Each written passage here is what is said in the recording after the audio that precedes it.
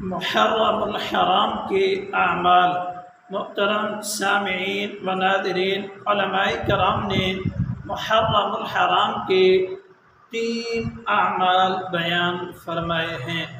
ان 3 اعمال میں سے پہلا اور اہم ترین عمل اللہ تعالیٰ کے سامنے رونا ہے، گڑ گڑانا ہے، آنسو بہانا ہے، یعنی توبہ استغفار کرنا ہے، گناہوں کو چھوڑنا ہے، کیے ہوئے گناہوں پر ندامت کے آنسو بہانا ہے، آئندہ نہ گناہ کرنے کا عزم بالجزم کرنا ہے۔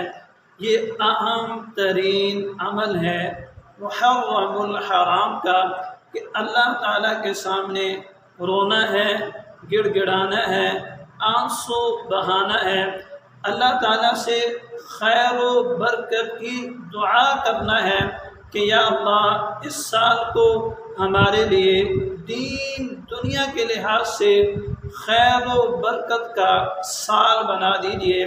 ان ایام کو، ان ساعات کو، ان مہینوں کو، اس سال کو ہمارے لیے خیر و برکت کا سبب بنا دیجیے۔ علماء کرام نے دوسرا عمل عاشورہ کا روزہ بیان فرمایا ہے کہ 10 محرم الحرام کو روزہ رکھنا اس کی بڑی فضیلت ہے۔